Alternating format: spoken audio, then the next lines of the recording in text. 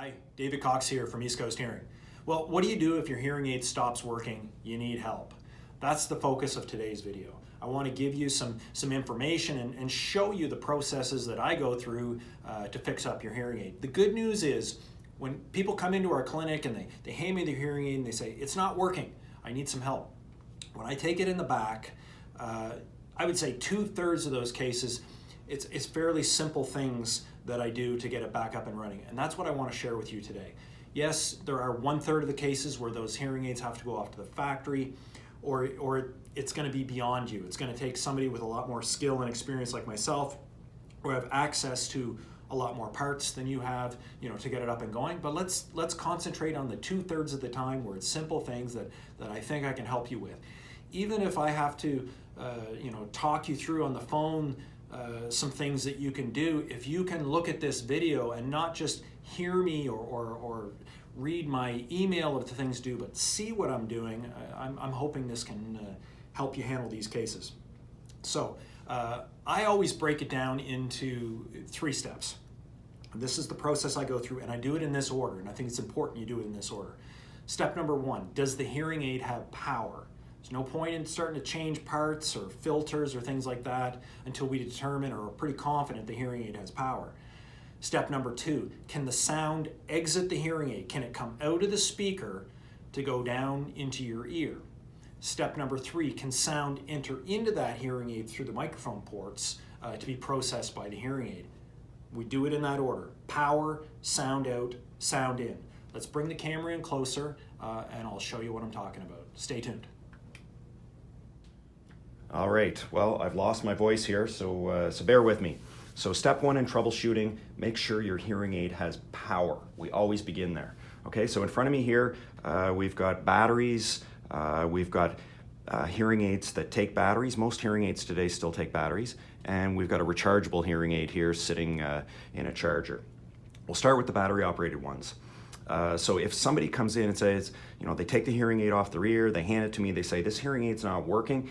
If it's a battery operated hearing aid, the very first thing I'm gonna do, I'm gonna change the battery. I'm gonna take a brand new battery, one that I know is new, it's good, it comes out of a package, and I'm gonna put it in the hearing aid. I'm gonna make sure it's the right size battery, that it's put in properly, and that the door is closed, okay? Often enough when people come in,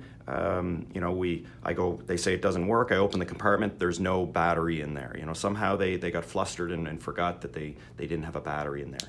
Or maybe there is a battery in there, but they don't close the door all the way. When it's open a little bit, it doesn't work. It's in the off position. It's gotta be closed.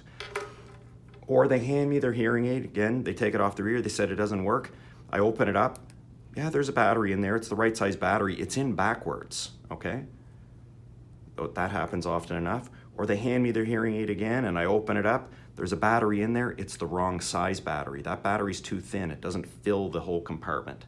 That's a 312 battery, it needs a number 13 battery. So by going and taking a new battery, and putting it in, I make sure all the things are done correctly here. So I'm gonna use this hearing aid as an example. I'm gonna take the battery, if somebody handed it to me and the hearing aid is not working, get rid of that battery. Put it away so we don't confuse it with the new one, okay? Take a package. Do not take batteries out of a case where they're loose touching one another.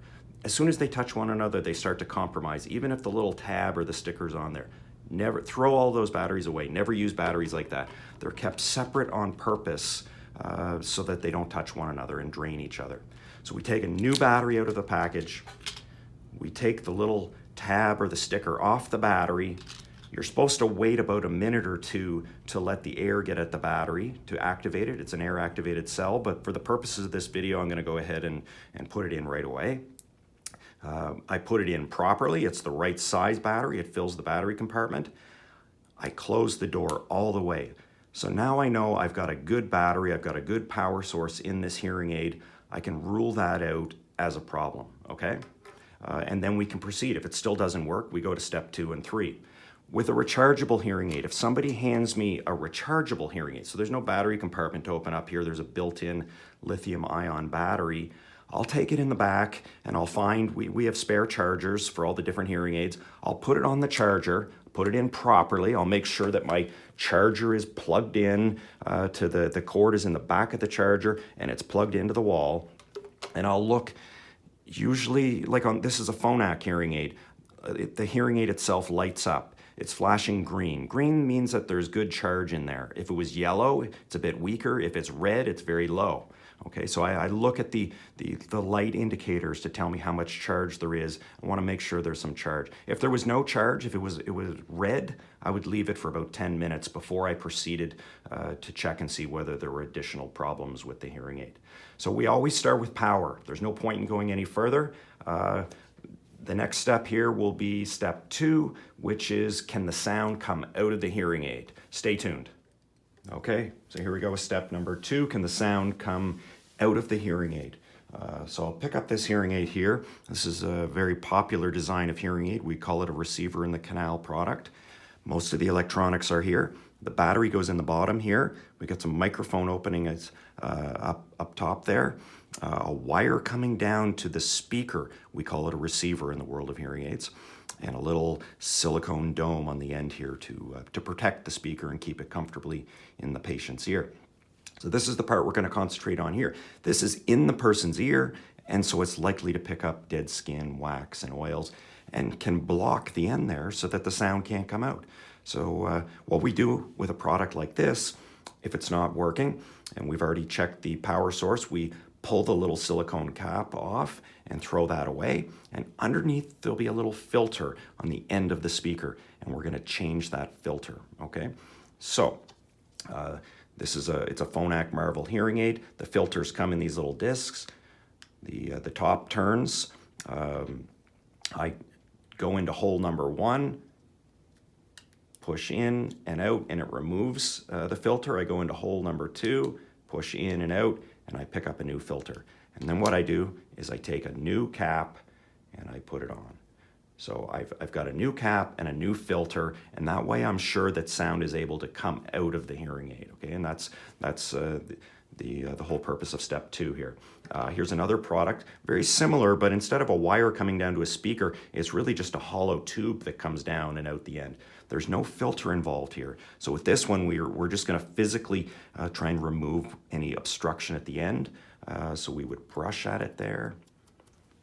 And then we have these little wire loops on the end that we kind of go into the openings and scoop out wax, any obstruction that might be on the end. We're just trying to keep it free and clear so sound can come out of it. This is a custom product. There is a little filter exposed on the end, so it's not underneath anything. These filters, you have spare filters that come on these sticks. So one end of the stick here has a new filter.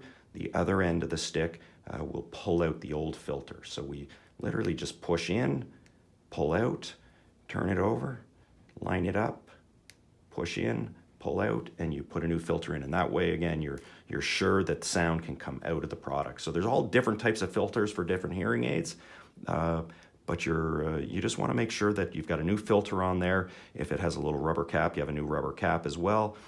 Just making sure sound can come out of the hearing aid. So that's a very important step, step number 2. Okay, step number 3, can sound enter into the hearing aid? So the sound enters into the microphone openings. Okay, so on this larger power hearing aid, on the back of it here, there are 2 openings here. These are the microphone openings, okay? What happens is, through handling the hearing aid, our fingers touch these areas and dead skin and oils can kind of plug up that area. We want to be careful. We don't want to take anything and poke in there. We'll end up actually jamming some of the debris in deeper and cause a greater problem. What we want to do is take the little brush and just give it a light brushing in that area, okay? On a custom product, typically above the battery compartment, there'll be a couple little microphone openings that we want to give a nice little brushing to, okay? Again, the RIC, the most common design of hearing aid, up at the top, just have a close look for the little openings, give it a good little brush in that area. So we've covered all 3 parts here. We've made sure that the hearing aid has power, that sound can come out of the speaker of the hearing aid. That was step 2. And step 3, we made sure that the microphone openings were clear, that sound could get into the hearing aid. There you have it. That will cover about 2/3 of the problems we see with hearing aids in the clinic. Hope you find this video useful. Sorry for my crackly voice here. Bye for now.